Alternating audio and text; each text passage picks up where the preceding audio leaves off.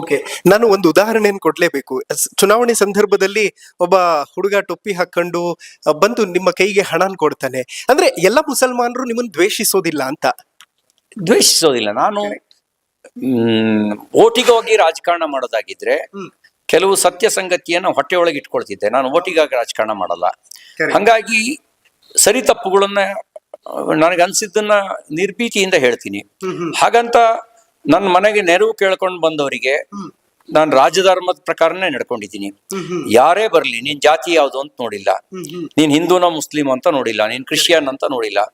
ನಮ್ ಕೈಲಾಗಿದ್ದ ಸಹಾಯನ ಶಕ್ತಿ ಮೀರಿ ಮಾಡಿದ್ದೇನೆ. ಯಾಕಂದ್ರೆ ನಾನು ರಾಜಧರ್ಮವನ್ನು ಪಾಲಿಸ್ಬೇಕು. ಒಬ್ಬ ಶಾಸಕನಾಗಿ ನನ್ಗೆ ರಾಜಧರ್ಮವೂ ಇದೆ.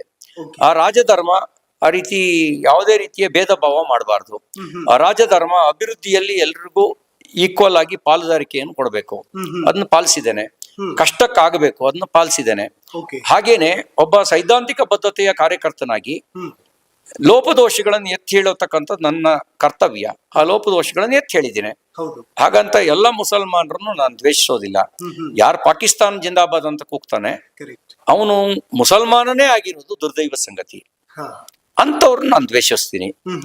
ಯಾರು ಹಿಂದೂ ದ್ವೇಷಿಗಳಾಗಿದ್ದಾರೆ ಅವ್ರನ್ನ ನಾನು ದ್ವೇಷಿಸ್ತೀನಿ. ಅವನು ಹಿಂದೂ ದ್ವೇಷ ಇಲ್ದಲೆ ಅವನು ಮುಸಲ್ಮಾನರ ಬಗ್ಗೆ, ಇಸ್ಲಾಂ ಬಗ್ಗೆ ಪ್ರೀತಿ ಇಟ್ಕೊಂಡ್ರೆ ನಂದು ಯಾವ ತಕರಾರು ಇಲ್ಲ. ಅವನು ಕಾಫಿರ್ ಬಗ್ಗೆ ಇರುವಂತ ಅವನ ದೃಷ್ಟಿಕೋನ ಅದು ಇಸ್ಲಾಮಿಂದ ಬಂದಿರೋದು. ಅದನ್ನ ನಾನು ದ್ವೇಷಿಸ್ತೀನಿ. ಕಾಫಿರ್ ಅಂದ್ರೆ ಯಾರನ್ನ? ಮುಸಲ್ಮಾನೇತರನ್ನೆಲ್ಲರನ್ನು ಕಾಫಿರ್ ಅಂತ ಕರೆಯುತ್ತೆ. ಅವ್ರ ಬಗ್ಗೆ ಇಸ್ಲಾಂ ಏನಿದೆ? ಶೂನ್ಯ ಸಂವೇದನೆನ ಅಲ್ಲ, ನ್ಯೂಟ್ರಲ್ ಇಲ್ಲ, ದ್ವೇಷ ಮಾಡುತ್ತೆ, ವಿರೋಧ ಮಾಡುತ್ತೆ. ಅದು ತಪ್ಪು. ಈಗ ದೇವನೊಬ್ಬ ನಾಮ ಹಲವು ಅನ್ನೋ ತತ್ವನ ಇಸ್ಲಾಮು ಅಳವಡಿಸ್ಕೊಂಡ್ಬಿಟ್ರೆ ಅವಾಗ ಪೂಜೆಯನ್ನು ಮತ್ತು ನಮಾಜನ್ನು ಒಂದೇ ರೀತಿಯಲ್ಲಿ ನೋಡಕ್ ಸಾಧ್ಯ ಆಗತ್ತೆ.